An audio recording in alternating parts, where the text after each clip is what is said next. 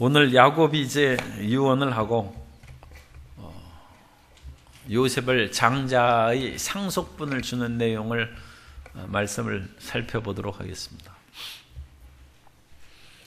야곱의 가족들이 이제 팔레스타인에서 오늘날에도 이스라엘에서 그 해안도로, 옛날 그 해안도로가 있습니다. 성경에서 나오는 해안도로가 계속 그것이 사용되는데 그 해안도로를 따라서 고속버스를 타고 쭉 가면 처음 들어가는 그 땅이 고센 땅입니다. 그래서 이제 고센 땅을 지나서 이집트의 수도인 카이로에 도착합니다. 그러니까 이 고센 땅은 이스라엘 민족이 가나안에서 들어가기가 쉬운 땅입니다. 그래서 27절에 보면 애굽 고센 땅에 거주하며 거기서 생업을 얻어 생육하고 번성하더라. 특정 민족이 사는 그런 지역을 게토라고 그럽니다. 게토.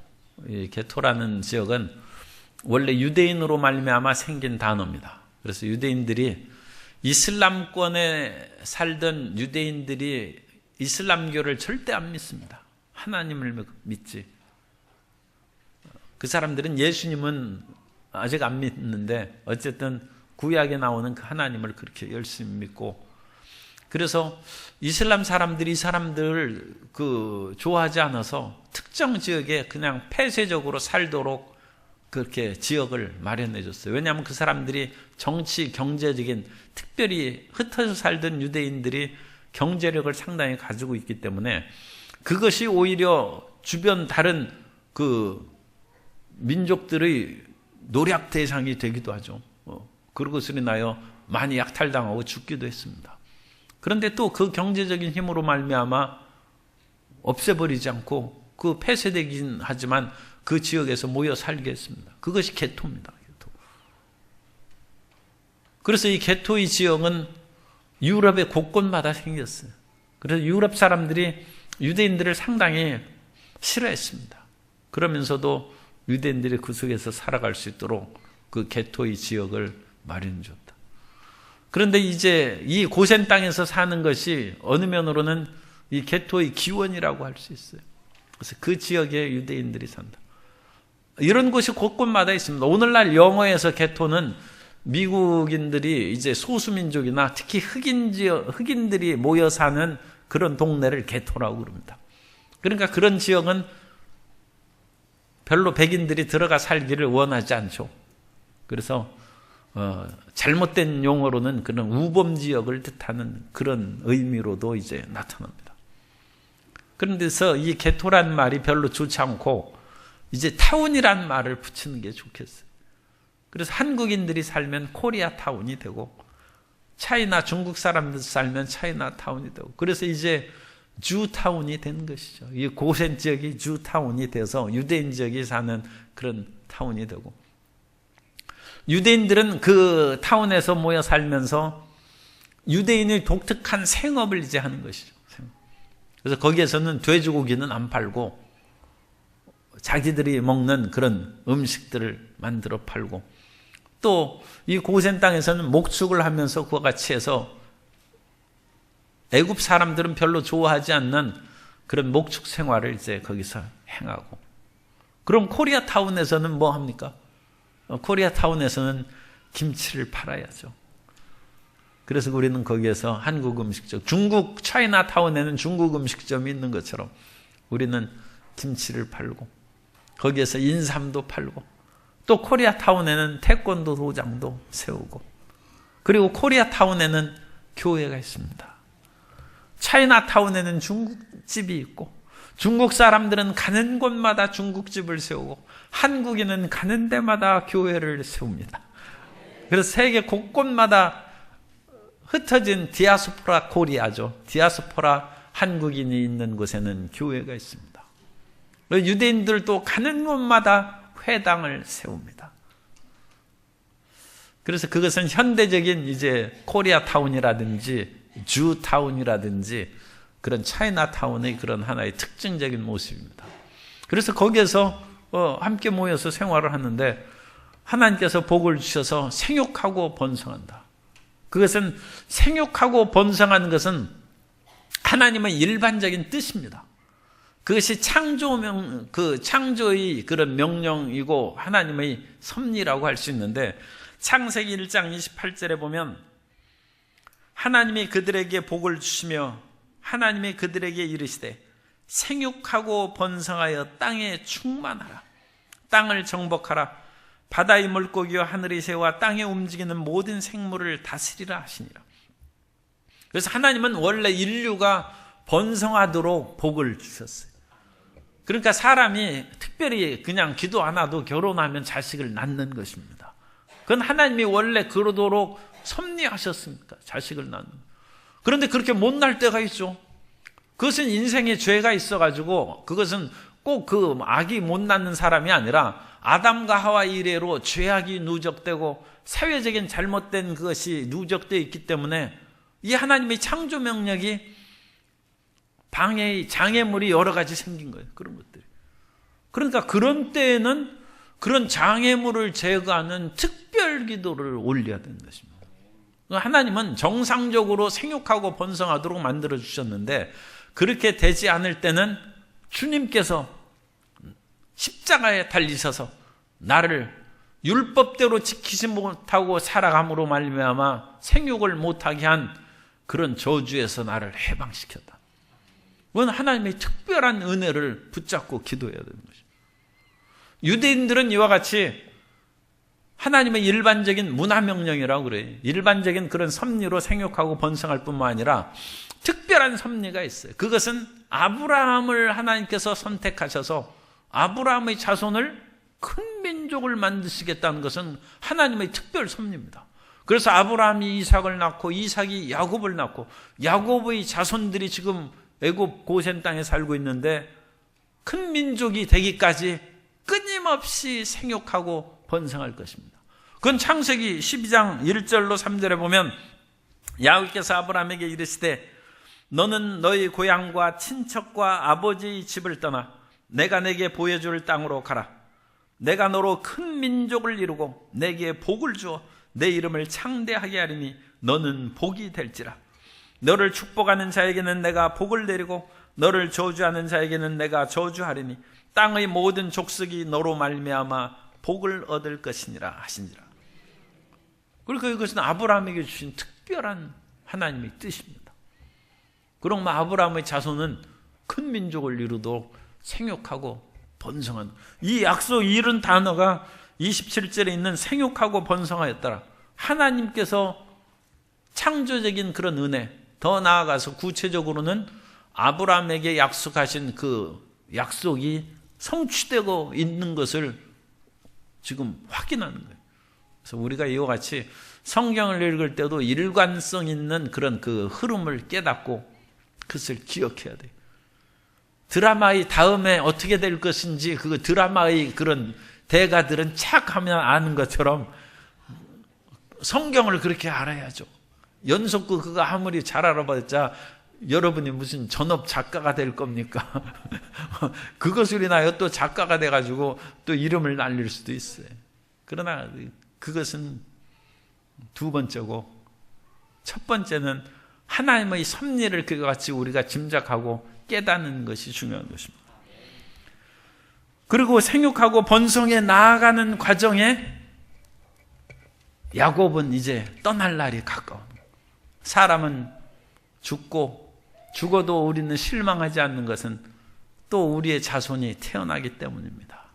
그래서 야곱이 그 땅에서 17년을 거주하여 147세가 되었다.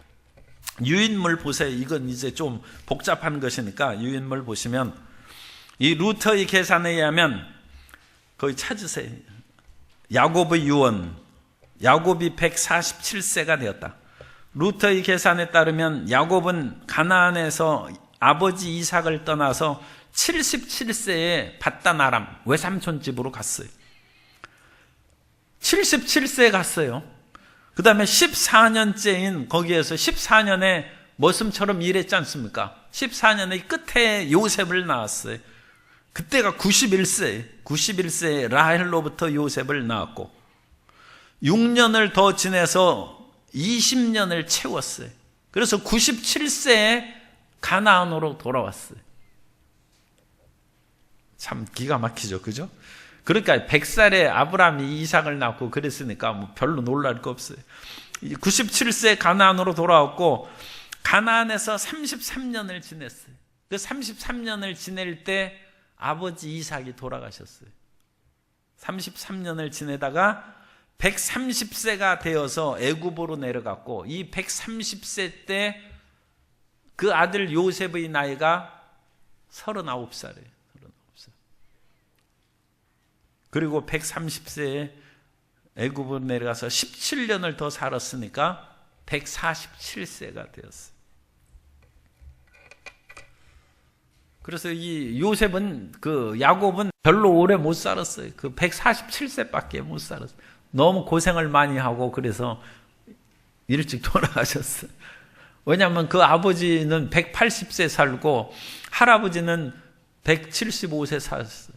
되게 자식이 부모 정도는 사셔야죠. 부모님이 90세 넘으면 여러분 걱정하실 거 없어요. 여러분 최소한 90은 사실 수 있는. 그런데 이 야곱은 부인을 그렇게 여러 명 하는 바람에 너무 고생해가지고 일찍 죽는 거예요. 그래가지고 147세 이렇게 돌아가시죠. 그러면서 야곱이 이제 요셉에게 맹세를 시킵니다. 그래서 내가 죽거든 나를 이 애굽 땅에다 장사하지 말고 내 조상이 묻힌 가나안 땅에 나를 장사하도록 하라. 그래서 이 야곱은 항상 그 마음의 중심이 가나안에 있습니다. 왜냐하면 하나님의 약속의 땅이죠. 아브라함을 가나안에 살게 하셨고 그 아버지 이삭도 기근이나 어려움이 있을 때 하나님이 나타나셔서 이삭에게 애굽으로 내려가지 말라고 했어요. 왜? 가나안을 하나님께서 주신 것입니다. 그러므로 야곱도 그 축복을 이어받으려고 모진 고생을 했죠. 형을 속이고 아버지를 속여서 그 족장의 축복을 받은 것은 그건 곧 아브라함, 이삭에게 주신 그 가나안 땅을 받는 것입니다. 그러므로 야곱은 죽으나 사나 가나안에, 그러니까 이것은 하나님 중심의 삶, 하나님 약속 중심의 삶. 따라 사세요. 하나님 중심의 삶을 삽시다. 그래서 이 야곱은 애굽 땅에서 지금 생육하고 번성해서 자손들이 막 번성해서 시작했어요. 막 손자, 증손자, 고손자 막 생기고 번성하고 지금 잘 되고 있어요. 물질적으로도 풍요해. 그런데 애굽에 마음이 없어요. 이전에 밧단 아람 외삼촌이 집에서 살 때에도 소유가 엄청나게 불어나서 풍족했어요. 그런데 거기 눌러 살 수 있죠. 왜냐하면 자기 아내들이 다 밧단 아람 사람 아닙니까? 거기에서 그렇게 살아갈 수 있음에도 불구하고 나는 거기 싫다는 것입니다. 애굽도 싫고 밧단 아람도 싫고 나는 하나님의 약속의 가나안 땅으로 간다. 그래서 이 가나안 땅으로 간다. 삶의 중심이 어디에 있는가 그것을 분명하게 가지면 행복할 수 있습니다. 행복의 지름길은 여러 가지 물질이나 권력이나 그런 것이 많아서 행복한 것이 아니라 자기 삶의 중심이 이루어지는 그 소원이 이루어지면 행복한 거예요. 김구 선생님은 나의 소원은 하나님이 어느 날 나에게 내 소원이 무엇이냐 물으시면 주님 나의 소원은 대한독립입니다. 하나님이 두 번째 소원이 무엇이냐 물으셔도 나의 소원은 대한독립입니다. 하나님이 세 번째 너의 소원이 무엇이냐 물으셔도 하나님 나는 완전한 자주 대한독립입니다. 그거 이루면 행복한 거예요. 우리 인생이 너무 이것저것 복잡하게 구하고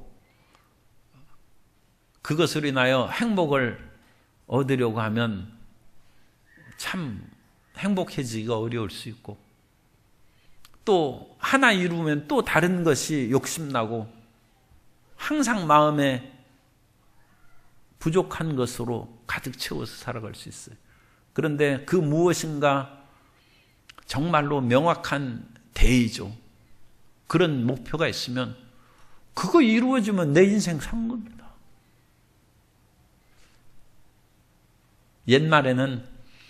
참 우리하고는 좀 하지만 어쨌든 훌륭한 선생님이니까 공자 선생님이 아침에 도를 들으면 저녁에 죽어도 좋다.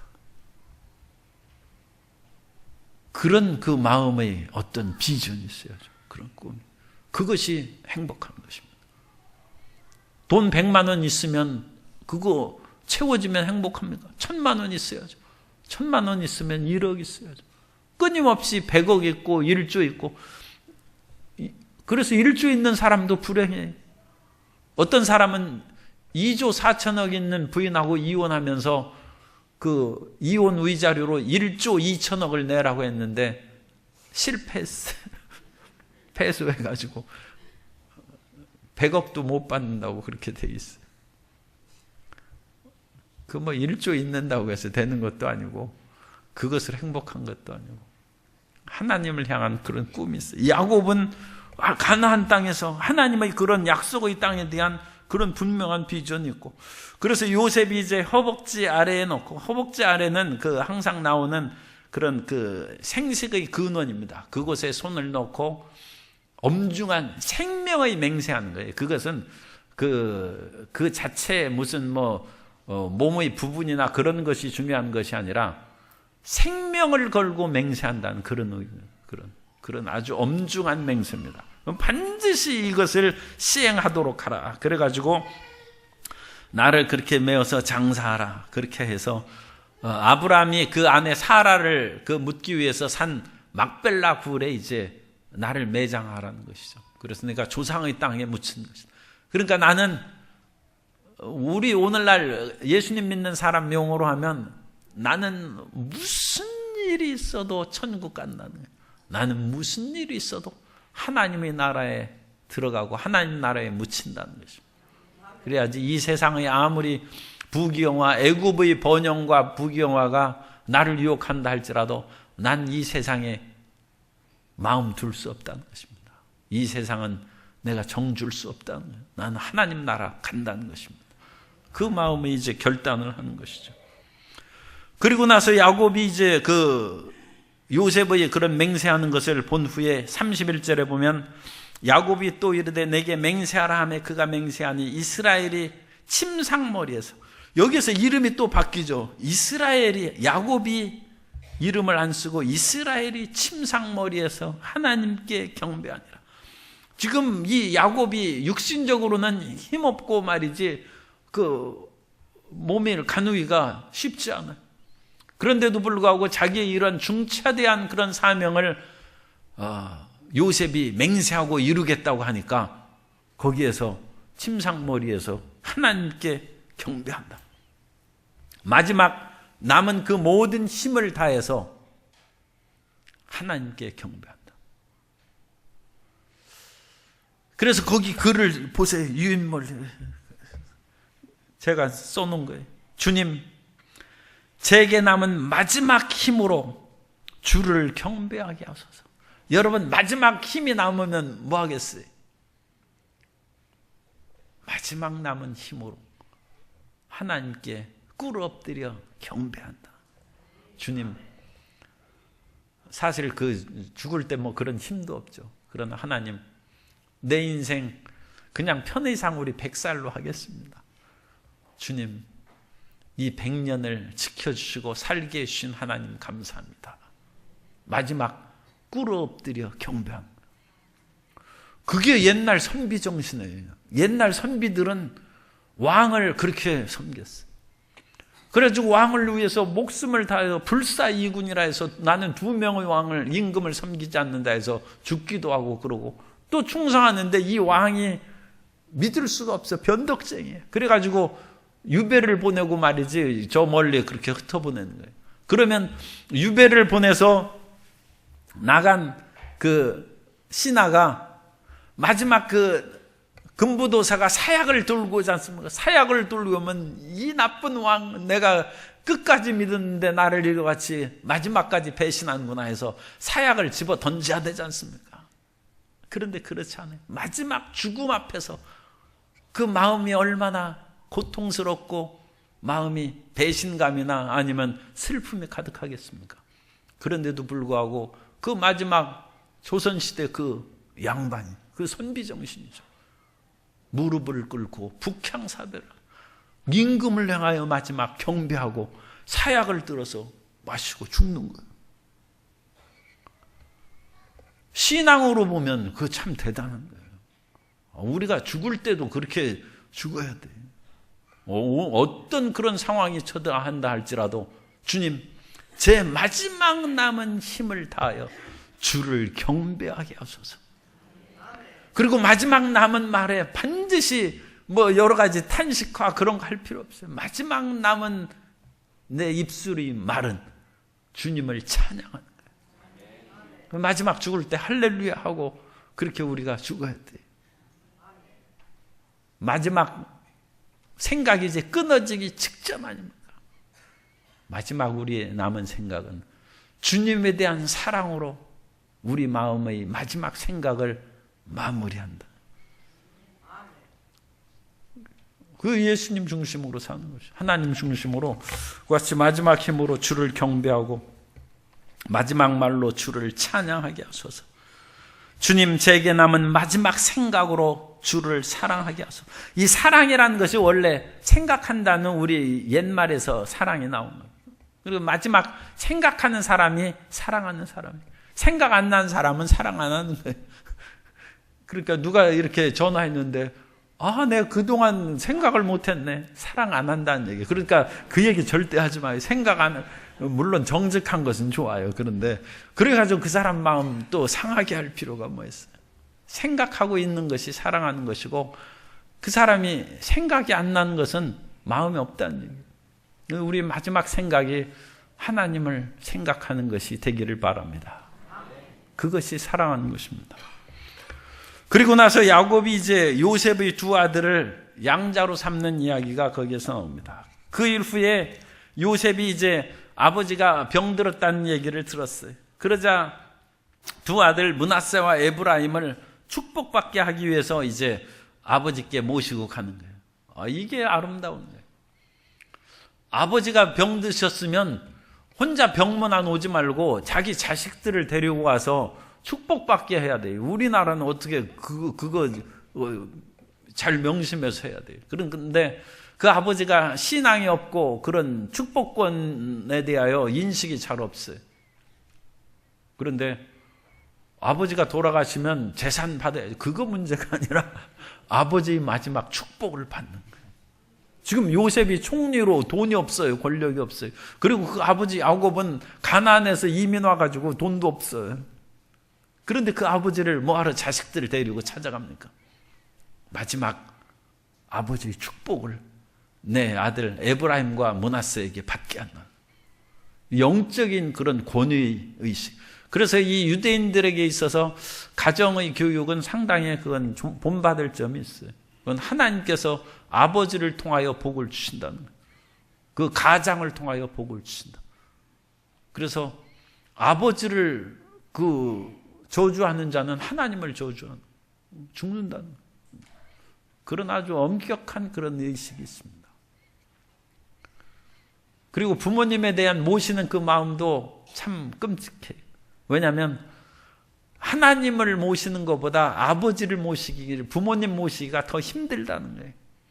왜냐하면 돈 없으면 하나님께는 돈을 안 드려도 돼.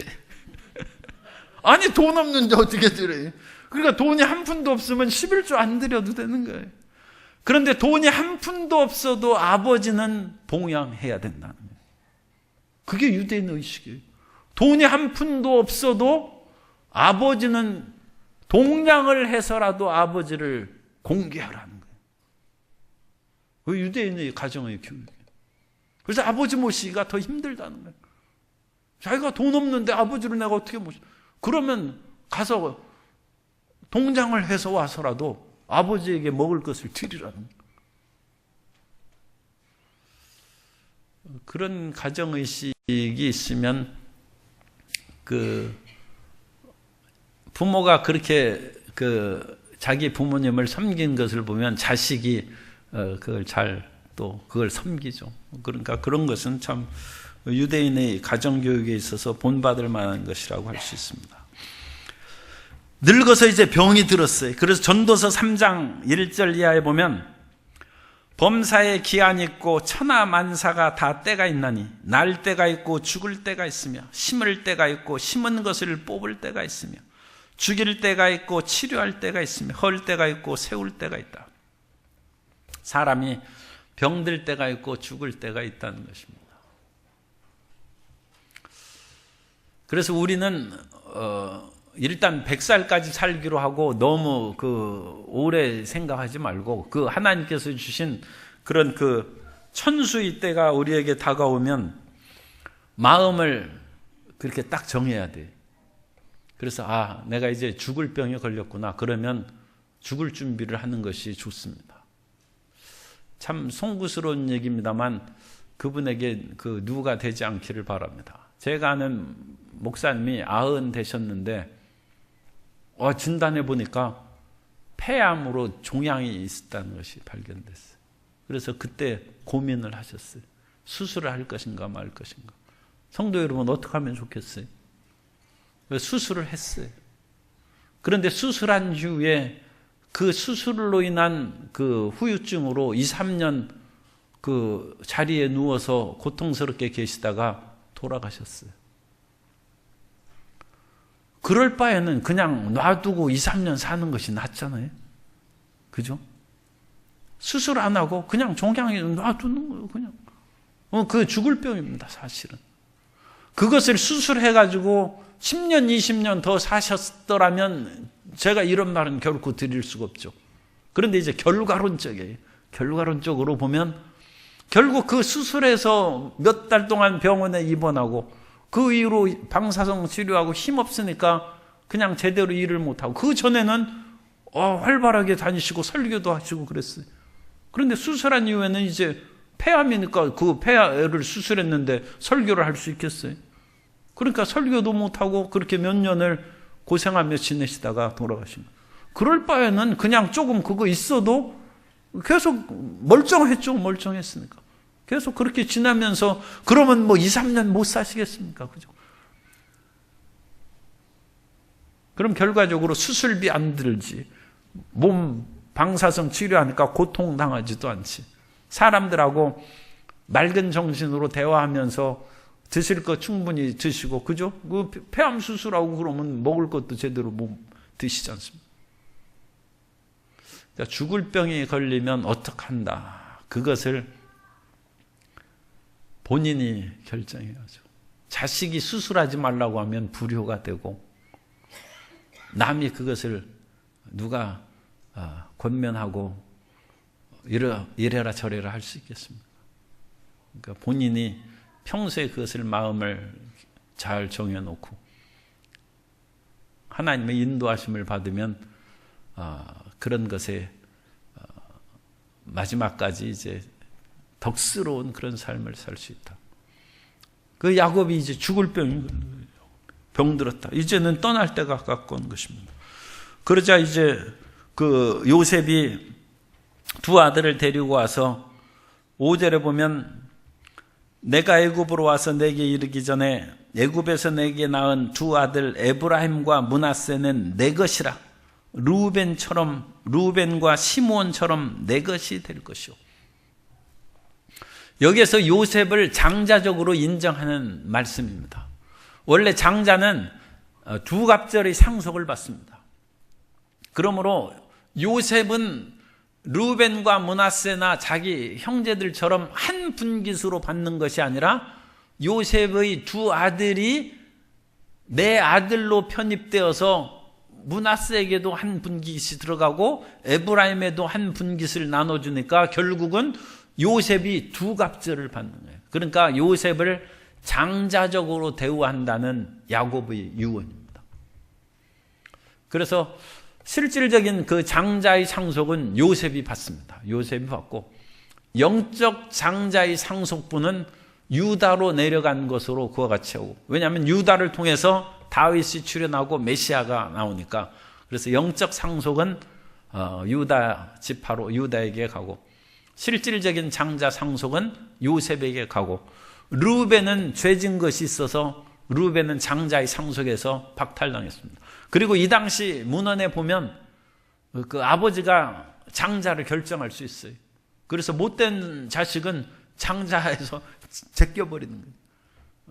그러니까 그런 것들이 상당히 지혜로운 것이죠. 우리나라 조선시대에도 꼭 장자 상속의 그것만 고집하지 않았더라면 우리나라 조선이 그렇게 허망하게 일제에 망하거나 그러지 않았을 거예요. 그런데 영 볼품없는 그런 자식인데 큰아들이라고 무조건 우겨가지고 왕을 시키고 그러니까 나라 꼴이 안 된. 중국도 그런 식으로 그 왕위 계승 안 했습니다. 둘째 아들, 셋째 아들이라 할지라도 똑똑한 사람을 왕시키는. 세종대왕이 똑똑하니까 태종이 그러니까 보통 사람이 아니죠. 그 아들, 큰아들도 웬만큼 똑똑한 거예요. 그런데 셋째 아들 세종이 제일 똑똑하니까 양녕대군, 효녕대군 다 괜찮은 사세를 두 아들인데 물리치고 셋째 아들을 왕을 세우고, 그런 식으로 왕을 세웠더라면 혼란의 여지는 있어요. 그러나 나라가 발전합니다. 우리나라에서도 꼭 큰아들이 요즘은 우리 예수 믿는 사람하고는 이제 아무 상관없습니다. 꼭 집에서 그렇게 장자 상속을 받아서 제사 드리고 뭐하고 그럴 필요가 뭐 있어요. 똑똑한 아들이 그 집안이 가장 역할을 하는 것이죠. 그래야 집안이 일어서는 거죠. 집안이. 그런데 그렇지 않으면 볼품없는, 아니 우리 가운데는 그런 사람이 없어요. 없는데 이제 그런 먼 동네에서 그런 일들이 있다는 거예요. 그 볼품없는 큰아들이 집안을 이어가고, 그러니까 둘째 아들이 화나니까 집을 나가고, 그러니까 집안은 똑똑한 둘째 아들이 나갔으니까 더 집안이 기울고, 그래가지고 집안이 결국은 풍비박산이 나. 나라도 마찬가지. 그래서 이와 같이 야곱이 11번째 아들인 요셉에게 장자의 상속을 주는 거예요. 그리고 므낫세와 에브라임이 내 소유가 될 것이다. 므낫세의 이름도 상당히 의미가 있다고 그랬죠. 므낫세라는 것은 나샤라는 그런 잊어버리다 단어에서 나온 거예요. 나샤라는 단어에서 므낫세가 나왔는데, 그래서 요셉은 고난과 이전의 고통스러운 기억을 잊어버렸다. 그래서 끊임없이 우리는 잊어버리는 그런 훈련을 해야 되고, 그 다음에 에브라임이라는 것은 파라에서 나온 단어인데, 파라에서 에브라트, 에브라임 비슷하죠. 그래서 파라라는 것은 열매를 맺다는 것입니다. 열매를 맺은 것이 풍성하게 열매를 맺었다. 그래서 에브라임은 번성하고 창성한 것을 말해요. 그래서 우리는 과거의 고통을 잊어버리고 그 다음에 창성하고 풍성하게 되는 것입니다. 마음의 원한을 잊어버리고 그 다음에 우리는 번영하는 것입니다. 그래서 이 요셉의 두 아들의 이름이 상징해 주는 것도 상당히 우리에게 인생을 어떻게 살아야 될지 도움이 되는 그런 메시지입니다. 그리고 이 요셉에게 마지막 그 어머니에 대한 얘기를 해주는 거예요. 7절에 보면 내게 대하여는 내가 이전에 밧단에서 올 때, 밧단 아람입니다. 아람이 살던 이제 밧단이라는 것은 통로, 그래서 밧단 아람이라는 것은 아람의 통로라는 그런 뜻이에요. 그래서 아람의 그 요충지고, 그 다른 이름으로는 통로라는 뜻을 가진 하란이라고도 불러요. 그래서 밧단 아람이나 하란이나 그 같은 지역입니다. 그래서 밧단에서 올 때 라헬이 나를 따르는 도중에 가나안에서 죽었는데, 그때 이제 요셉은 한 6살, 7살 정도 됐어요. 어릴 때 그 어머니가 이제 돌아가신 것이죠.